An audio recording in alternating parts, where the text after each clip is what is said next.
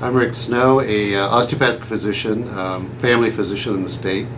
In addition to practicing, I work with Ohio University in their patient-centered care curriculum focus. Also as a medical director at Doctors Hospital and Performance Improvement. I've done a number of different things around quality of care in addition to practicing.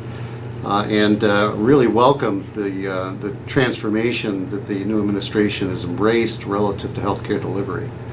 As a primary care physician, I've seen over the past 20 years the evolution of the payment system, which has really driven the evolution in terms of the delivery system.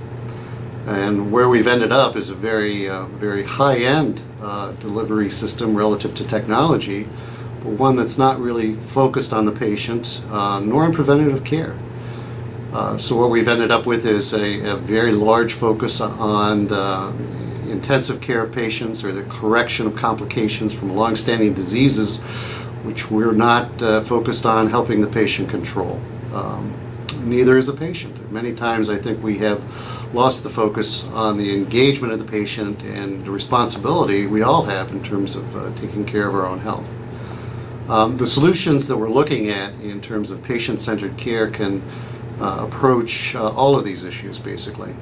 One of the key components of this, though, is going to be a more robust primary care system, both in terms of workforce, the number of individuals delivering primary care, and also in the competencies. We need to retrain how we focus on delivering care. We need to become experts in managing secondary prevention.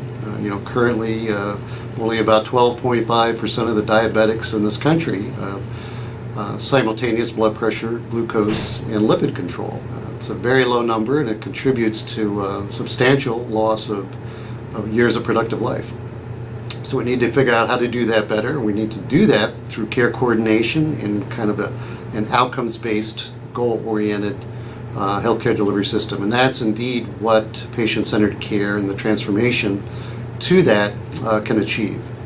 Where it can help us dramatically is both in those clinical outcomes, such as the diabetic patients, or the 20% of Medicare beneficiaries that are readmitted within 30 days, but also financial outcomes.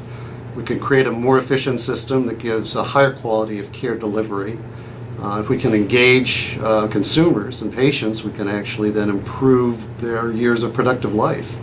Life in which they live without an amputation or the need for revascularization. So very promising. The challenges in execution. We look forward to the administration's and Medicaid's engagement with practitioners in the state of Ohio through ACO models or whatever to actually incentivize this kind of healthcare delivery system, patient-centered care. And we also look forward to the transformation of the healthcare system. I want to thank the administration for this opportunity to express my opinion and our opinion.